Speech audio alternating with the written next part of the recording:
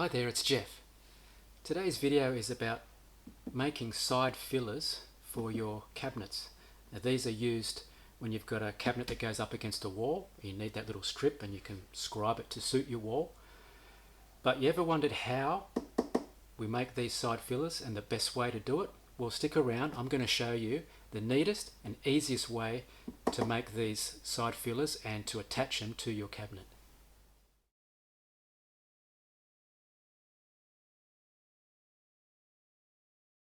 Okay, you've got your filler cut to size, and this should be done to your same size as your door. I've got an offcut here of just a bit of scrap melamine, and I've done 3 pocket holes using my KREG pocket hole jig. You may have seen this in one of my previous videos making drawer boxes, but it does work well if you can get some pocket holes into a bit of scrap.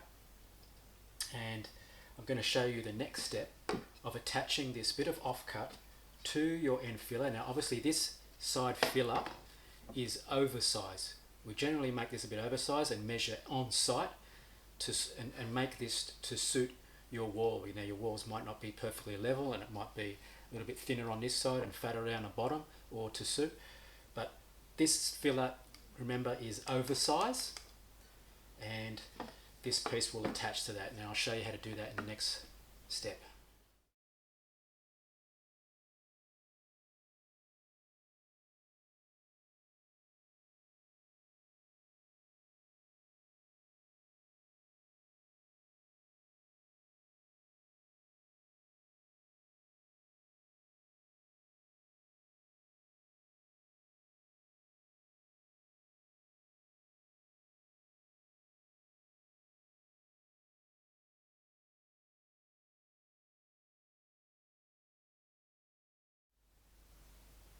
Okay, here you can see I've got the filler screwed on to my cabinet.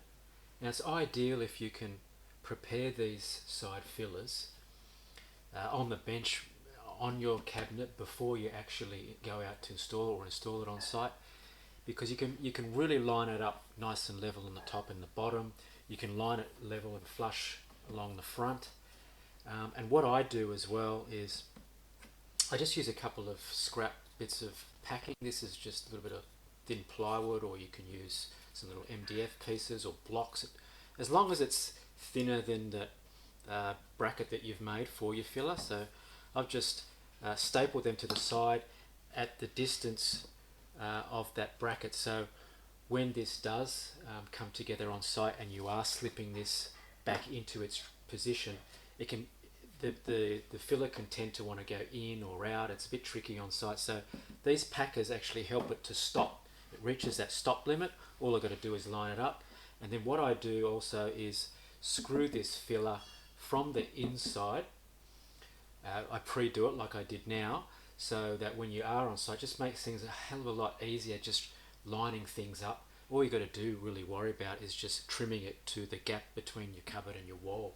So this system I use here just makes a lot easier, especially on site, lining things up and putting things back together. And it helps if you can sort of get it ready on the bench, line it all up where you want it, and happy days. Well, there you have it. This little cabinet's ready to go with its fillers already prepared. It's actually going in a little water closet from wall to wall, hence why I needed the 2 side fillers. As you can see, it really helps if you can prepare these fillers before the cabinet goes in the preparation of making these filler and the brackets, making the stops at the back, pre-drilling it. All you need to worry about on site is just scribing and cutting this filler to suit your wall and your gap. The rest of it, all the hard work, is actually done.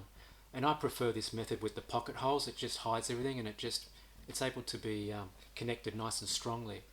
My pro tip here though is, not sure if you noticed, but the 2 screws that actually hold this bracket or the filler on from the inside are hidden behind my hinges. So there's no need for any screws or caps on the inside. It's all hidden. So if you can remember that when you go to do these fillers, that might help you.